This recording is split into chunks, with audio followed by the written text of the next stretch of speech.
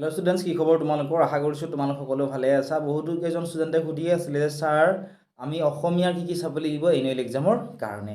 গতিকে প্ৰথম পাঠটোৰ পৰা অৰ্থাৎ 1 নম্বৰ লেকশ্যনৰ পৰা গোটেইখিনি তোমালোক কৈ দিবলৈ চেষ্টা কৰিম কি কি ইম্পৰ্টেণ্ট হয়। তোমালোকে ভিডিঅ'টো মনোযোগেৰে শেষলৈকে চাই থাকিবা। ঠিক আছে, প্ৰথম পাঠটোৰ নাম আছিলে নিয়ৰ। ঠিক আছে, এই নিয়ৰ যিটো কবিতা আছে এই কবিতাটোৰ তোমালোকে মনত ৰাখিব লাগিব চন্দ্ৰকুমাৰ আগৰৱালাৰ কবিতা পুথিখনৰ নাম। ঠিক আছে, কুমাৰ আগৰৱালাৰ যিখন শ্ৰেষ্ঠ কবিতা পুথি আছিল এইখনৰ নাম আছিলে প্ৰতিমা। এইটো তোমালোকে মনত ৰাখিবা। বা তোমালোকে এনেকৈ কুৱেশ্যনটো কেতিয়াবা দিব পাৰে যে প্ৰতিমাৰ খনিকৰ বুলি কাক জনা যায় বা কাক কোৱা হয়, তেতিয়াহ'লে হ'ব চন্দ্ৰকুমাৰ আগৰৱালাক প্ৰতিমাৰ খনিকৰ বুলি কোৱা হয়। কিহৰ কাৰণে কোৱা হয় যদি সোধে তেতিয়াহ'লে তোমালোকে লিখিব লাগিব যে তেওঁৰ যিহেতু শ্ৰেষ্ঠ কবিতা পুথিখনৰ নাম প্ৰতিমা আছিল, এইকাৰণে তেওঁক প্ৰতিমাৰ খনিকৰ বুলি কোৱা হয়। লগতে কেতিয়াবা কুৱেশ্যনটো এনেকৈ দিব পাৰে যে জোনাকী কাকতৰ প্ৰথম সম্পাদক কোন আছিলে। ঠিক আছে, জোনাকী কাকতৰ প্ৰথম সম্পাদক আছিলে চন্দ্ৰকুমাৰ আগৰৱালা। গতিকে এইখিনি তোমালোকে মনত ৰাখিব লাগিব। নেক্সট তোমালোকে চাবা ইয়াৰে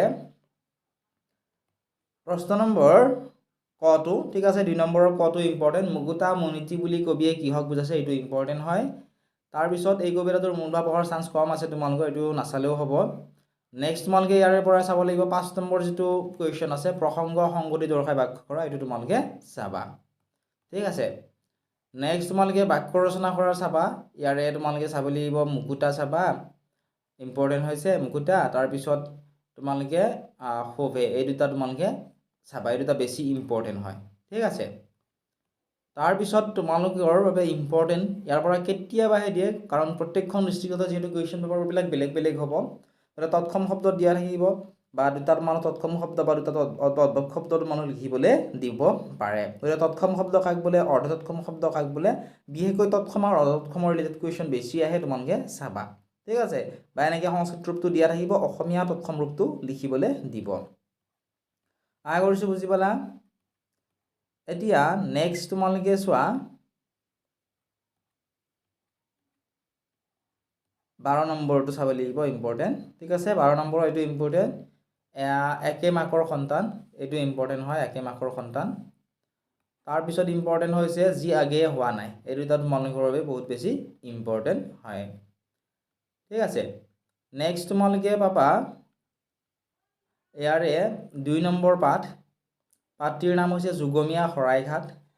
আৰু এটা কথা তোমালোকে মনত ৰাখিবা, তোমালোকৰ এই পাঠবিলাকৰ পৰা বহুকেইটা ভিতৰুৱা কুৱেশ্যন আহিব তোমালোকৰ পৰীক্ষাত। গতিকে যিসকল ছাত্ৰ ছাত্ৰীয়ে এই পাঠবিলাক ভালদৰে পঢ়া নাই এতিয়ালৈকে, তোমালোকে এতিয়াও 3, 4, 5 বাৰমান ধুনীয়াকৈ মনোযোগেৰে পঢ়িবা।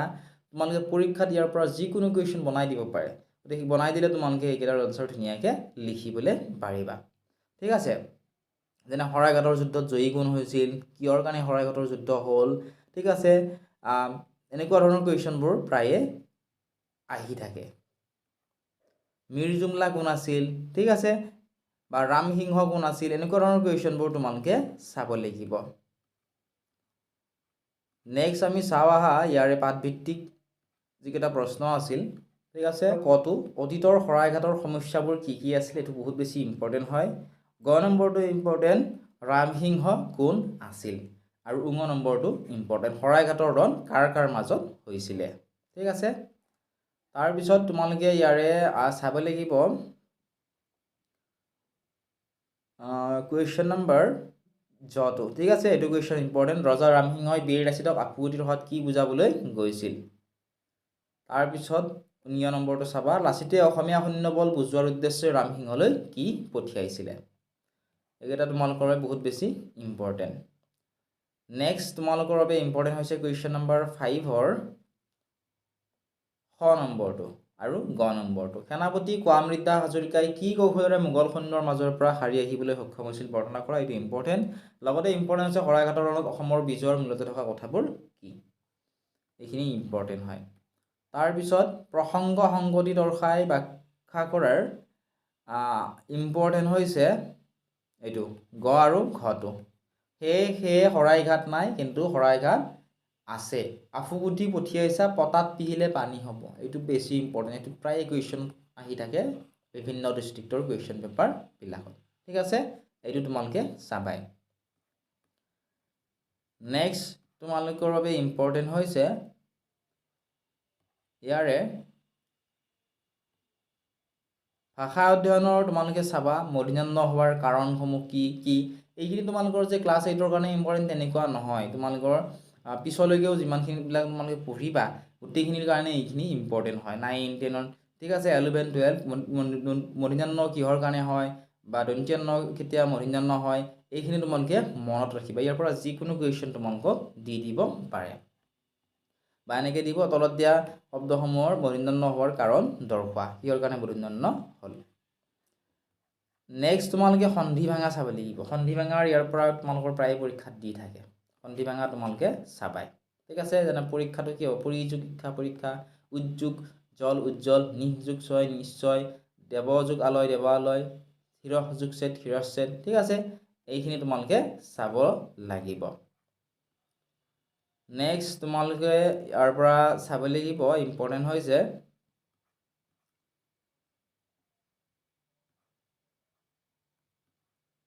ৰচনা তোমালোকৰ পৰীক্ষাতটো ৰচনা আহিয়ে থাকিব হয়নে গতিকে ৰচনা তোমালোকে চাবলৈ নাপাহৰিবা ৰচনা তোমালোকে অসমৰ প্ৰাকৃতিক দুৰ্যোগ চাবা বেছি ঠিক আছে অসমৰ প্ৰাকৃতিক দুৰ্যোগ এইটো ইম্পৰ্টেণ্ট তোমালোকৰ পৰীক্ষাৰ বাবে আৰু চাবা লাচিত দিৱস কি তাৰিখে পালন কৰা হয় বা কিমান তাৰিখে পালন কৰা হয় নেক্সট তোমালোকে পাবা 3 নম্বৰ পাঠটিৰ নাম হৈছে এন ফ্ৰাংকৰ ডায়েৰী এই পাঠটো বহুত বেছি ইম্পৰ্টেণ্ট হয় এই পাঠটোৰ পৰা কুৱেশ্যনসমূহ তোমালোকক ভিতৰৰ পৰা বনাই দিয়ে গতিকে এন ফ্ৰাংকৰ ডায়েৰী যিটো পাঠ আছে 3 নম্বৰ পাঠ এই পাঠটো তোমালোকে ধুনীয়াকৈ পঢ়িবা অটো ফ্ৰাংক কোন আছিলে ঠিক আছে এন ফ্ৰাংকৰ দেউতাকৰ নাম কি আছিলে এনেকুৱা ধৰণৰ কুৱেশ্যনবোৰে প্ৰায় পৰীক্ষাত দি থাকে বা এন ফ্ৰাংকে কেতিয়া ডায়েৰী লিখা কামটো আৰম্ভ কৰিছিল 1942 চনৰ 12 জুন মাহৰ 12 তাৰিখৰ পৰা এনেকুৱা ধৰণৰ কুৱেশ্যনবোৰ তোমালোকে মনত ৰাখিব লাগিব কুৱেশ্যন আনসাৰবোৰ ঠিক আছে ইয়াৰে পাঠভিত্তিক চোৱা আৰু ইয়াৰ পৰা এটা ইম্পৰ্টেণ্ট হৈছে মৰমৰ কীৰ্তি বুলি সম্বোধন কাক কৰিছিল ঠিক আছে সম্বোধন কৰি লেখা আৰম্ভ কৰিছিল বুলি যে আছে এইখিনি তোমালোকে চাবা ইয়াৰ মৰমৰ কীৰ্তি ৰিলেটেড কুৱেশ্যন তোমালোকৰ প্ৰায় পৰীক্ষাত আহি থাকে নেক্সট তোমালোকৰ বা পাঠভিত্তিক প্ৰশ্নোত্তৰৰ অৰ্থাৎ ক্ৰিয়াকলাপৰ ইম্পৰ্টেণ্ট হৈছে ক নম্বৰটো ইম্পৰ্টেণ্ট ঠিক আছে জন্মসূত্ৰে এন ফ্ৰাংক কোন সম্প্ৰদায়ৰ ছোৱালী আছিল দ্বিতীয় বিশ্বযুদ্ধৰ সময়ত থকা জাৰ্মান সেনাধ্যক্ষজনৰ নাম কি এই সেনাধ্যক্ষজনে ইহুদীসকলক কি কৰিছিল এইখিনি ইম্পৰ্টেণ্ট হয় নেক্সট তোমালোকৰ বাবে ইম্পৰ্টেণ্ট হৈছে ক নম্বৰৰ প্ৰথমটো এন ফ্ৰাংকে কিয় দিনলেখা লিখিবলৈ ইচ্ছা কৰিছিল ঠিক আছে আৰু গ নম্বৰটো ইম্পৰ্টেণ্ট মানুহতকৈ কাগজৰ ধৈৰ্য কিয় বেছি বুলি এন ফ্ৰাংকে কিয় উপলব্ধি কৰিছিল এইটো বুজাই লিখা ঠিক আছে ইয়াৰ উপৰি পাঠবোৰৰ পৰা তোমালোকৰ অতিৰিক্ত অৰ্থাৎ এডিশ্যনেল কিছুমান কুৱেশ্যন আহিব এই এডিশ্যনেল কুৱেশ্যনসমূহ যদিহে তোমালোকক লাগে ঠিক আছে তেতিয়াহ'লে তোমালোকে কমেণ্ট ছেকশ্যনত এটা কমেণ্ট কৰিবা যে ছাৰ আমাক অতিৰিক্ত প্ৰশ্নখিনিও লাগে যাতে আমাৰ পৰীক্ষাত ভাল হয় বা পৰীক্ষাত এনেকুৱা ধৰণৰ কুৱেশ্যন আহে আমি অলপমান আভাসটো পাব পাৰোঁ ইয়াতে কীৰ্তি কোণ তোমালোক চাব ক'লোৱে এইটো চাবা 3 নম্বৰটো কীৰ্তি কোণ এন ফ্ৰাংকে কীৰ্তিক বন্ধু হিচাপে কিয় গণ্য কৰিছিল বুজাই লিখা এইটো চাবা ঠিক আছে এইখিনি ইয়াৰ পৰা ইম্পৰ্টেণ্ট হয় এতিয়া নেক্সট তোমালোকে চাব লাগিব ইয়াৰ পৰা ইম্পৰ্টেণ্ট হৈছে সৰল বাক্যৰ পৰা জটিল বাক্যলৈ নিব দিব পাৰে ঠিক আছে যিকোনো এটা বাক্য দিব আৰু ক'ব যে এইটো সৰল বাক্যৰ পৰা জটিল বাক্যলৈ নিয়া তো গ্ৰামাৰৰ এইখিনি তোমালোকে চাবলৈ লাগিব তাত তোমালোকৰ কিন্তু মাত্ৰ 1 নম্বৰহে তোমালোকৰ এইখিনি চাবা ঠিক আছে এই বাক্য ৰচনা কৰা দিব পাৰে যেনে মন পাৰ ঠিক আছে তাৰপিছত ইম্পৰ্টেণ্ট হৈছে মন বান্ধ এইকেইটা ইম্পৰ্টেণ্ট ঠিক আছে আটক ধুনীয়া এইটো ইম্পৰ্টেণ্ট হয় এইবিলাক তোমালোকক শব্দৰ অৰ্থৰ সৈতে তোমালোকক বাক্য ৰচনা কৰিবলৈ দিব ঠিক আছে আৰু বাক্য ৰচনা তোমালোকৰ 2 বা 3 নম্বৰ থাকিব 4 নম্বৰ পাঠটি পাবা জাগা জননীৰ সন্তান ঠিক আছে এই পাঠটিৰ তোমালোকে ইম্পৰ্টেণ্ট হৈছে তোমালোকৰ পৰীক্ষাৰ কাৰণে যে প্ৰথম অসমীয়া বোলছবিখনৰ নাম কি বা এইখন কোনে নিৰ্মাণ কৰিছিলে ঠিক আছে প্ৰথম অসমীয়া বোলছবিখনৰ নাম আছিলে জয়মতী এইখন নিৰ্মাণ কৰিছিলে জ্যোতিপ্ৰসাদ আগৰৱালাই কেতিয়া নিৰ্মাণ কৰিছিল ইয়াতে উল্লেখ কৰা নাই সেইটো মনত ৰাখিবা 1935ত এইখন ৰিলিজ কৰা হৈছিল অৰ্থাৎ প্ৰকাশ পাইছিলে ঠিক আছে কোনখন এই জয়মতী নামৰ যিখন ফিল্ম আছে এইখন নেক্সট তোমালোকে ইয়াৰ পৰা চাবা 6 নম্বৰটো দুৰ্জয় অভিযান বুলি কি বুজাইছে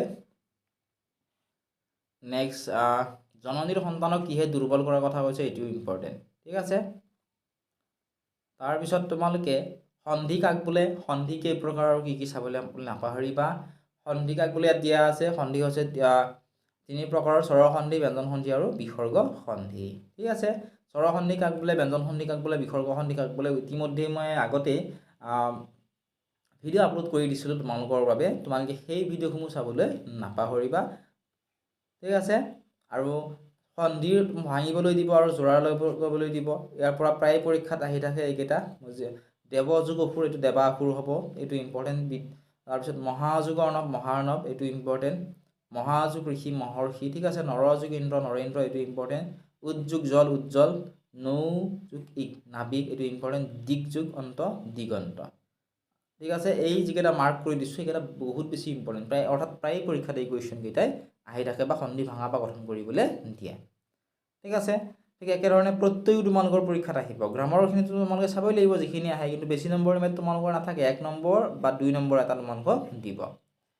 ঠিক আছে, নেক্সট তোমালোকৰ বাবে ইম্পৰ্টেণ্ট হৈছে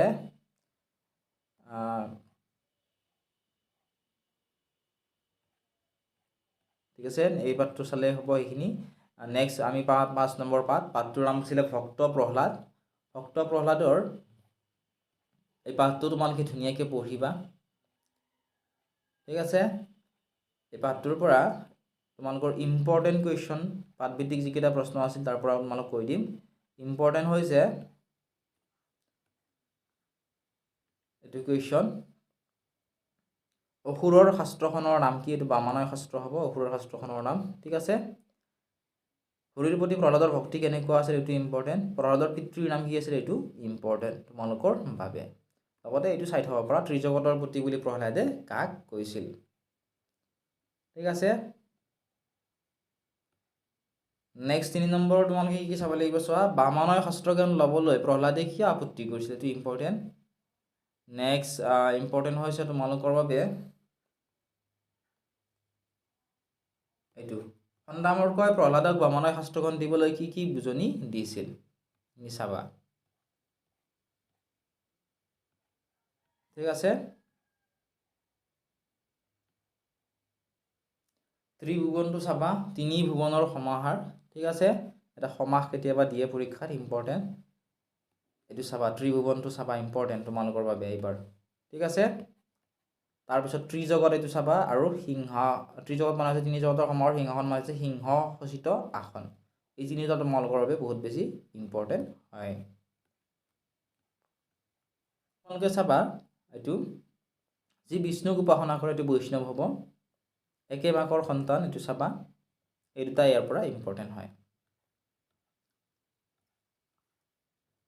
নেক্সট 9 নম্বৰৰ পৰা তোমালোকে চাব লাগিব বামানয় শাস্ত্ৰ কি, তাৰপিছত সন্দামৰ্কৰ পিতৃৰ নামটো তোমালোকে চাবা। এই দুটা কুৱেশ্যন ইয়াৰ পৰা ইম্পৰ্টেণ্ট হয়। তাৰপিছত তোমালোকে পাবা 6 নম্বৰ পাঠটোৰ নাম হৈছে প্ৰগতিৰ সোণালী বাট। এই পাঠটি তোমালোকে ধুনীয়াকৈ পঢ়িবা, কাৰণ পাঠকেইটা ধুনীয়াকৈ পঢ়িবৰ কাৰণে এইবাবেই মই তোমালোকক কৈ আছোঁ, যাতে তোমালোকৰ পৰীক্ষাত 2-এটা কুৱেশ্যন বনাই দিলেও তোমালোকে যাতে টান নোপোৱা। যিসকল ছাত্ৰ ছাত্ৰীয়ে পাঠটো নপঢ়াই কেৱল প্ৰশ্ন উত্তৰখিনি চাই যায়, সেইসকল ছাত্ৰ ছাত্ৰীৰ কিন্তু পৰীক্ষা ভাল নহয়। ঠিক আছে, 2-এটাহে তাৰ পৰা কমন আহিব, গোটেইটো কমন তোমালোকৰ নাহে। তোমালোকৰ কুৱেশ্যন তাৰ বহুকেইটা বনাইও দিব। গতিকে পাঠটো পঢ়িবা তোমালোকে, তেতিয়া যিকোনো কুৱেশ্যন আহিলে তোমালোকে ধুনীয়াকৈ লিখিব পাৰিবা। এতিয়া নেক্সট তোমালোকে চোৱা, ইয়াৰ পৰা ইম্পৰ্টেণ্ট হৈছে অঞ্চলটোৰ মহিলাসকলে সৰু সৰু গোটত ভাগ হৈ কি উদ্যোগ গঢ়ি তুলিছিল, এইটো ইম্পৰ্টেণ্ট। ঠিক আছে, নেক্সট ইম্পৰ্টেণ্ট হৈছে এইটো 2001 চনটো কি বৰ্ষ হিচাপে ঘোষণা কৰা হৈছে। তাৰপিছত ইম্পৰ্টেণ্ট হৈছে বৰ্গীয়া যোৱা নম্বৰটো। কুৱেশ্যনটো আছিল যে উত্তৰ পূৰ্বাঞ্চলত উল্লেখযোগ্য স্থান দখল কৰা কুটিৰ শিল্পটোৰ নাম কি? প্ৰাক স্বাধীন কালতে নাৰীক অৰ্থনৈতিকভাৱে স্বাৱলম্বী কৰাৰ বাবে কোনে চিন্তা কৰিছিল? এই দুটা কুৱেশ্যন ইম্পৰ্টেণ্ট হ'ব। নেক্সট তোমালোকে চাবা, কুৱেশ্যন নম্বৰ 3 পৰা ইম্পৰ্টেণ্ট হৈছে যে আত্মসহায়ক গোটবোৰে দুখীয়া পৰিয়ালৰ মহিলাসকলক কেনেকৈ সহায় কৰে, এইটো ইম্পৰ্টেণ্ট হয়। নেক্সট ইম্পৰ্টেণ্ট হৈছে এইটো গ নম্বৰটো, মহিলাক স্বাৱলম্বী কৰাৰ ক্ষেত্ৰত মহাত্মা গান্ধীৰ প্ৰথম পদক্ষেপ কি আছিলে। ঠিক আছে, নেক্সট ইম্পৰ্টেণ্ট হৈছে এইটো, একেবাৰে মিছ নকৰিবা তোমালোকে, এই কুৱেশ্যনটো চাবা এনচাৰটো। ঠিক আছে, বহুত বেছি ইম্পৰ্টেণ্ট, তোমালোকে লিখি লোৱা পৰীক্ষাত আহিবই। অসমীয়া হৈ পিনে কাপোৰত সপোন ৰচিব পাৰে, এই কথাষাৰ কোনে, কেতিয়া আৰু কিয় কৈছিল, এইটো কুৱেশ্যন। ঠিক আছে, তাৰপিছত বুজাই কোৱাৰ ইয়াৰ পৰা ইম্পৰ্টেণ্ট এইটো আত্মসহায়ক গোট আৰু ইয়াৰ কাম কাজ। আত্মসহায়ক গোটৰ ৰিলেটেড কুৱেশ্যন প্ৰায় পৰীক্ষাত আহে, কিন্তু তোমালোকে মনত ৰাখিবা। ঠিক আছে, আত্মসহায়ক গোটৰ ৰিলেটেড কুৱেশ্যন আহি থাকিব, তোমালোকে চাবই লাগিব। 10 নম্বৰ আছিলে এটা শব্দ প্ৰকাশ কৰা, ইয়াৰ পৰা ইম্পৰ্টেণ্ট আছে ক নম্বৰটো, যি আনৰ ওপৰত নিৰ্ভৰ কৰে। তাৰপিছত যি নিজৰ স্বাৰ্থৰ কথা চিন্তা কৰে, এইটো ইম্পৰ্টেণ্ট, যিজনে নিজৰ ওপৰত বিশ্বাস ৰাখে। ঠিক আছে, সন্ধি ভাঙাৰ তোমালোকক মই এবাৰ কৈ দিছোঁ, ইয়াৰ পৰা কি ইম্পৰ্টেণ্ট হয়, পাৰিলে গোটেইকেইটাই চাবা, নোৱাৰিলে এইকেইটা চাবা। সহযোগ অধীন স্বাধীন, উদ্যোগ নতি উন্নতি, সমযোগকৃত, এইটো হাইয়েষ্ট ইম্পৰ্টেণ্ট কুৱেশ্যন এইটো। ঠিক আছে, সকলোতকৈ বেছি ইম্পৰ্টেণ্ট কুৱেশ্যন এইটো, আহি থাকে পৰীক্ষাত। সমযোগকৃত সংস্কৃত। ঠিক আছে, উদ্যোগ ঘাটন উদ্ঘাটন, পৰাধীনটো কি হ'ব, পৰযোগ অধীন পৰাধীন, সমযোগ গীত এইটো চাবা, সমযোগ গীত সংগীত, যথেষ্টটো চাবা, যথাযোগ ইষ্ট যথেষ্ট। ঠিক আছে, এইকেইটা ইম্পৰ্টেণ্ট। নেক্সট তোমালোকে লিংগ নিৰ্ণয় কৰাৰ চাব পৰা, এইটো বহুত বেছি ইম্পৰ্টেণ্ট নহয়, কেতিয়াবা 2-এখন ডিষ্ট্ৰিক্টত কিন্তু এটা দুটা কেতিয়াবা গ্ৰামাৰ ছেকশ্যনত দি দিয়ে। ইয়াৰ পৰা ইম্পৰ্টেণ্ট হৈছে এইখিনি চাবই লাগিব। ইয়াৰ পৰা আহিব তোমালোকৰ আত্মসহায়ক গোট, কাক কয় চমুটো কাহিনী চাই যাবা। ইয়াৰ ৰিলেটেড আত্মসহায়ক গোটৰ ৰিলেটেড 1 নম্বৰ হ'লেও এটা আহিবই তোমালোকৰ যিকোনো কুৱেশ্যন। গতিকে এইখিনি চালে তোমালোকে আত্মসহায়ক গোটৰ বিষয়ে এটা ধাৰণা তোমালোকৰ মনত মানে ৰৈ যাব, সেইটো তোমালোকে পৰীক্ষাৰ সময়ত মনত পেলাই ধুনীয়াকৈ লিখিবলৈ পাৰিবা। নেক্সট তোমালোকে চাব লাগিব নেটফ্ৰিৰ যিটো ফুল ফৰ্ম, এইটো চাই যাবা তোমালোকে। নেটফ্ৰিৰ প্ৰথমটো হৈছে north eastern development finance corporation limited. ঠিক আছে, যাক চমুকৈ নেটফ্ৰি বুলি কোৱা হয়। নেক্সট ইয়াৰ পৰা ইম্পৰ্টেণ্ট হৈছে ভাৱ বহলাই লিখা, তোমালোকৰতো আহিবই 4 নম্বৰ। গতিকে ইয়াৰ পৰা তোমালোকে চাব লাগিব ৰাইজে নখ জোকাৰিলে নৈ বয়, এইটো। ঠিক আছে, এইটো চাবা। এইখিনি আছিল আজিৰ এই ভিডিঅ'টোত। কমেণ্ট কৰা যদি তোমালোকৰ 5 নম্বৰ 7-ৰ পৰা কি ইম্পৰ্টেণ্ট হয় কৈ দিব লাগে, বা কমন কি হয়, বা বাৰে বাৰে পৰীক্ষাত কি আহে কৈ দিব লাগে। তোমালোকে পাৰ্ট 2 বুলি লিখি কমেণ্ট কৰিবা। যদিও তোমালোকে 10জন মানে মিনিমাম কমেণ্ট কৰা, আমি অতি সোনকালে তোমালোকৰ বাবে পাৰ্ট 2 লৈ আহিম। আৰু চেনেলটো যদি ছাবস্ক্ৰাইব কৰা নাই ছাবস্ক্ৰাইব কৰি দিবা। কুৱেশ্যন পেপাৰ যিবোৰ আছে, অৰ্থাৎ PYQ প্ৰিভিয়াছ ইয়াৰৰ কুৱেশ্যন পেপাৰবোৰ আমাৰ এপত তোমালোকে পাবা, একেবাৰে ফ্ৰী হয়। ঠিক আছে, এতিয়া ডেছক্ৰিপশ্যনত দিয়া লিংকত ক্লিক কৰা আৰু আমাৰ এপটো ডাউনলোড কৰি লোৱা।